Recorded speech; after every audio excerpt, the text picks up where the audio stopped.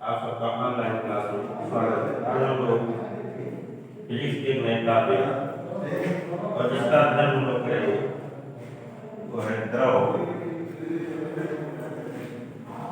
का प्रवाह। द्रव के प्रवाह के क्षेत्र में हम लोग कुछ टॉपिकों का अध्ययन कर चुके हैं। इसमें कुछ बचे हुए टॉपिक थे जिसके बारे में हम लोग अध्ययन करेंगे। उसमें से जो बचे हुए टॉपिक थे उसमें इम्पोर्टेंट भी टॉपिक है और टॉपिक आपका है सीमांत वेग।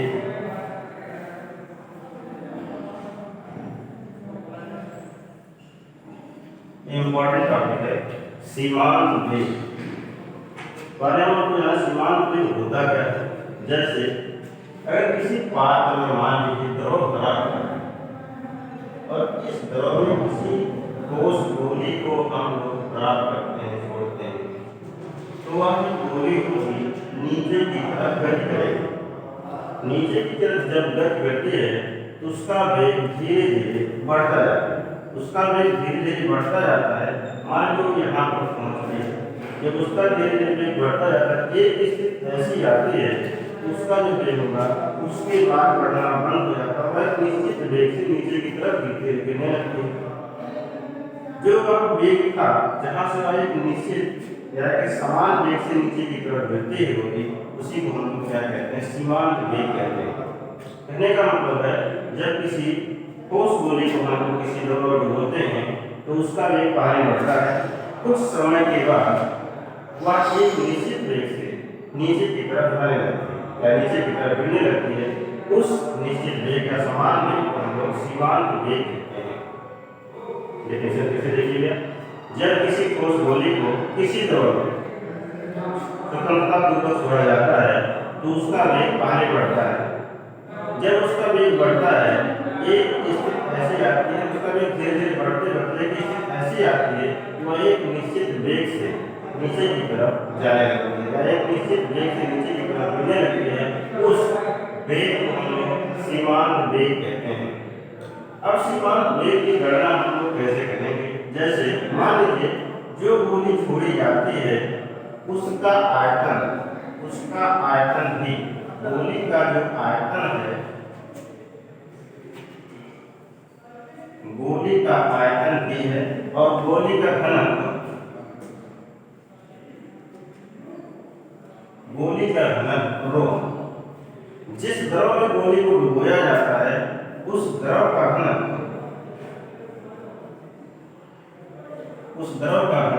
सिग्मा।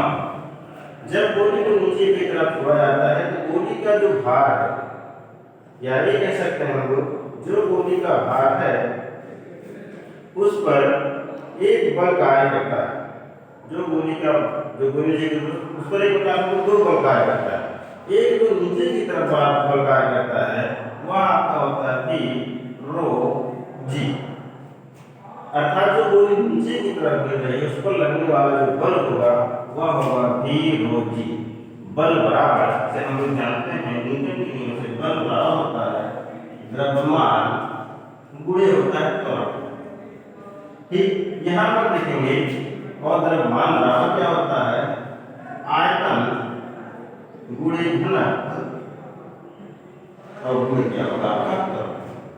अब जब गोली को नीचे की तरफ छोड़ा जाए तो घनत्व हमने क्या माना, v माना है, घनत्व को क्या माना है, रो माना है, और गोली त्वरण को क्या माना है, g माना है। इसका मतलब हो गया जो गोली नीचे की तरफ जा रही है उस गोली पर जो लगने वाला बल है, नीचे उसका भार भी होगा तो होगा v रो g। अब जो गोली द्रव में नीचे की तरफ जा रही है, द्रव द्वारा उस गोली पर ऊपर की तरफ लगने वाला प्रणाम बल होगा v सिग्मा g। इसका मतलब हो गया कि गोली जो द्रव में डुबोए जा रही है उस पर एक साथ दो बल कार्य करते हैं। एक बल जो गोली का भार नीचे की तरफ कार्य करता है, अर्थात इस पर लगने वाला दो बल का एक बल नीचे की तरफ और एक बल ऊपर की तरफ। जो ऊपर की तरफ लगने वाला बल है वो आपका होगा कौन सा बल, उत्प्लवन बल, और जो गोली पर लगने वाला, गोली के भार के बराबर लगने वाला बल होगा, अर्थात दो बल कार्य करेंगे। पहला बल कौन सा होगा, गोली का भार ये होगा आपका v रो जी। और दूसरा गोली पर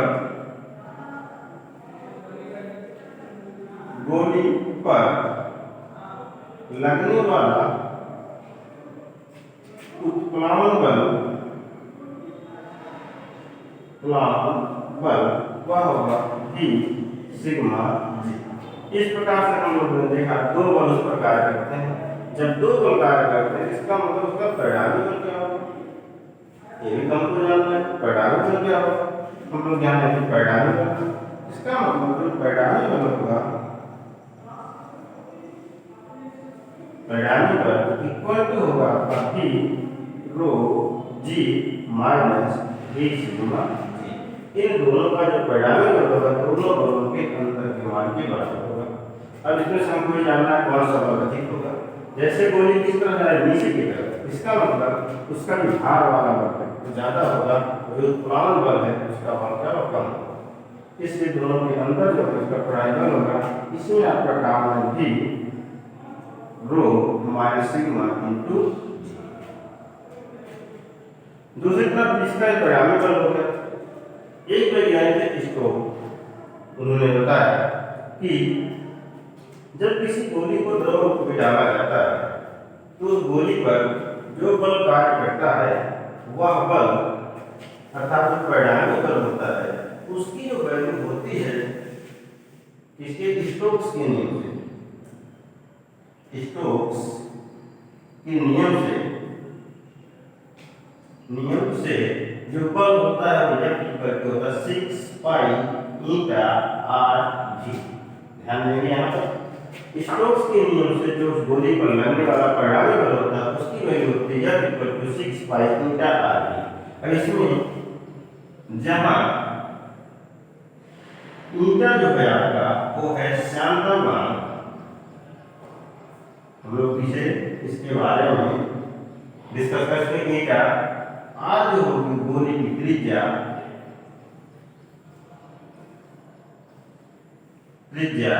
और V जो होगा वो होगा सीमांत वेग।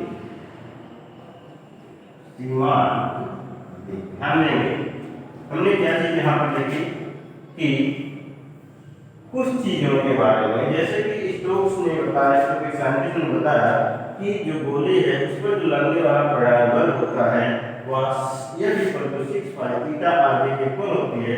इसमें ईटा से आधा बराबर होगा, आर गोली की त्रिज्या होगी और V क्या होगा, समान वेग होगा। यहाँ पर हमने देखा कि परिणामी बल हमारा निकला, उसकी वैल्यू आई थी रो सिग्मा इंटू जी। इस इक्वेशन को हम लोग सेकंड कर देते हैं और इस इक्वेशन को हम लोग फर्स्ट कर देते हैं। अब यहाँ पर अगर देखें यह जो परिणामी बल होगा वह किस बल के इक्वल होगा, इस स्टोक्स के नियम से जो बल आता है उसके क्या करेंगे, उसको इक्वल करेंगे। जब इक्वल करेंगे इसकी सहायता से इसकी आप गणना करेंगे, V की गणना करेंगे। V की वैल्यू को हमको कैलकुलेट करना है और V क्या है आपका सीमांत। तो सीमांत में हमने क्या बताया, जब किसी गोली को किसी द्रव में स्वतंत्रतापूर्वक छोड़ा जाता है, जब किसी गोली को स्वतंत्रतापूर्वक द्रव में छोड़ा जाता है तो उसका वेग धीरे धीरे बढ़ता है। धीरे धीरे बढ़ने के बाद या कुछ समय के बाद वह एक निश्चित वेग से नीचे की तरफ गिरने लगते हैं, उस वेग को हम लोग सीमांत वेग कहते हैं। अब लिखेंगे इक्वेशन फर्स्ट एंड सेकंड से। इक्वेशन आपका जो है इक्वेशन फर्स्ट और सेकंड। इक्वेशन फर्स्ट और सेकंड से हम लोग देखते हैं तो लिखेंगे समीकरण 1 तथा 2 से। फर्स्ट इक्वेशन आपका था V rho minus sigma into g equal to 6 pi eta r. अब यहाँ पर जो वैल्यू आपको दी गई है, जो वैल्यू है इसमें हम लोग देखते हैं जो वैल्यू सॉल्व करते हैं, जो वैल्यू हमको प्राप्त होती है उसी को हम लोग कैलकुलेट करेंगे। यहाँ पर V आपका क्या वैल्यू है, आयतन। अब आयतन की वैल्यू क्या होगी, 4/3 pi R cube, 4/3 pi R cube rho minus sigma into g equal to 6 pi eta R. यहाँ से हमको वैल्यू कैलकुलेट करनी है V की। ये V आपका क्या है, सीमांत वेग, और V आपका क्या है, वैल्यू। ध्यान देंगे आयतन, यहाँ से आपका पाई से पाई कैंसिल हो जाएगा, यहाँ पर आर क्यूब है, यहाँ पर आर है, एक आर कैंसिल हो जाएगा, इक्वेशन 1/3 r³ रो माइनस सिग्मा g अपॉन यहाँ 6 ईटा r इक्वल टू v। यहाँ से हम देखेंगे इसका एक इस तरह से कैंसिल होगा, 2 2 जा 4, इसमें हम लोग वैल्यू कैलकुलेट करेंगे, 2 3 जा 6, ये वैल्यू आ गया 2 r square upon 9 rho minus sigma into g upon eta equal to v। इस प्रकार से हम लोग v की वैल्यू जो हमको प्राप्त होती है सीमान बे इक्वल टू क्या हो जाएगा आपका 2 upon 9 r square rho minus sigma into जी अपॉन ईटा। अब ये पूछा ही जाता है सीमांत वेग किन बातों पर निर्भर करता है। अगर पूछा जाता है सीमांत वेग किन बातों पर निर्भर करता है, तो लोग देखते हैं सीमांत वेग किस किन चीजों पर निर्भर कर रहा है। सीमांत वेग आपका उसकी त्रिज्या पर निर्भर करता है। जो गोली थी उसके घनत्व पर निर्भर करता है, जिस द्रव में डुबोया जाता है उसके घनत्व पर निर्भर करता है, और किस पर, श्यानता गुणांक पर निर्भर करता है। ये आपका होगा सीमांत। यहाँ पर भी हम लोग देखते हैं कि आपका इक्वेशन सीमांत वेग को कैलकुलेट करने के। अभी एक शब्द और आपका है स्टोक्स का नियम, यानी कि स्टोक्स का नियम। हम लोग थोड़ा सा इसके बारे में डिस्कस कर लेते हैं, स्टोक्स के नियम को किस प्रकार से प्राप्त किया जाए। स्टोक्स के नियम के बारे में तो भी जान लेते हैं। स्टोक्स का नियम, स्टोक्स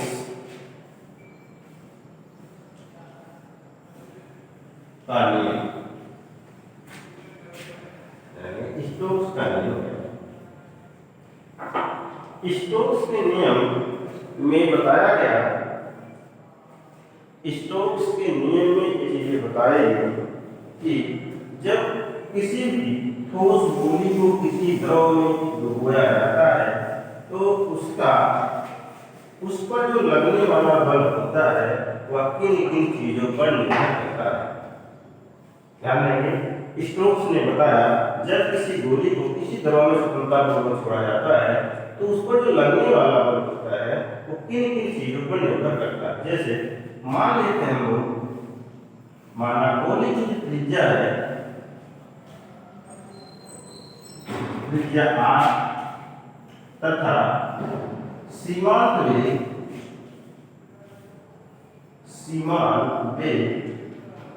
v और श्यानता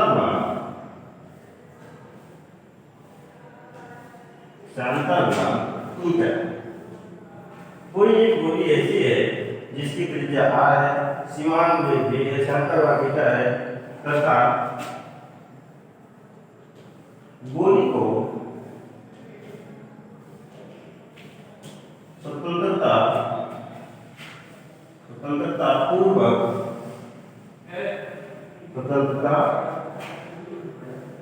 पूर्वक द्रव में छोड़ी जाती है, उस पर लगने वाला बल, उस पर लगने वाला बल त्रिज्या सीमांत वेग और श्यानता गुणांक पर निर्भर करता है। जो बल होता है, बल वो प्रोपोर्शनल होता है गोली की त्रिज्या के, वो प्रोपोर्शनल होता है श्यानता गुणांक के, और वो प्रोपोर्शनल होता है सीमांत वेग। कहने का मतलब है जो गोली पर लगने वाला बल तीन चीजों पर निर्भर करता है, गोली की त्रिज्या, श्यानता गुणांक और सीमांत वेग।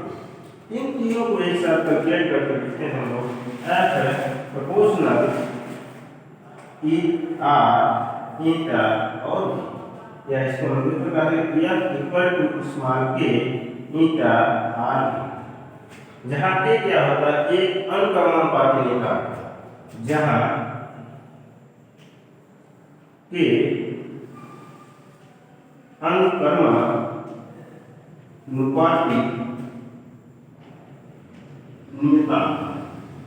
प्रयोगों के आधार पर जब देखा गया जो के की वैल्यू थी उसकी जो वैल्यू होती है 6 पाई के इक्वल होती है। कहने का मतलब है जब हम लोग प्रयोगों के आधार पर देखा जो के की वैल्यू हो वो 6 पाई के इक्वल होती है।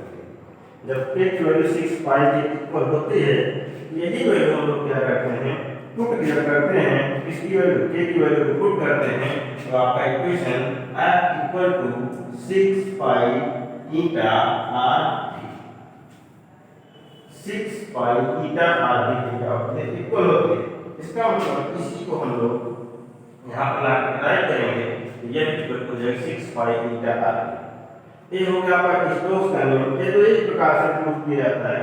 दूसरा, हम लोग दोनों तरफ विमाओं का यूज करके भी इसको फाइंड कर सकते हैं। अर्थात इसकी वैल्यू को हम लोग देख सकते हैं कि क्या ये जो वैल्यू हमारी आई है f equal to 6 pi eta r भी, क्या ये f की जो विमा होती है सबकी विमाओं के इक्वल होती है। तो हम लोग एक प्रकार से इसको भी प्रूव कर सकते हैं कि आपको विमा की सहायता से भी f की विमा जो होगी इन सबकी विमाओं से क्या होगा, इक्वल होगा। इसका मतलब हो गया जब किसी भी गोली को द्रव में डुबाया जाता है तो उस पर जो लगने वाला बल होता है, परिणाम बल होता है 6 पाई ईटा आर के इक्वल होता है। ये स्टोक्स का नियम। इसी का यूज हम लोग सीमांत वेग के कैलकुलेशन में करते हैं। तो आप लोगों ने लिखा कि सीमांत वेग और स्टोक्स का नियम दोनों के बारे में। एक होता है क्रांतिक वेग, ध्यान रखिए थोड़ा सा, क्रांतिक वेग जैसे जब किसी कोई भी द्रव जो है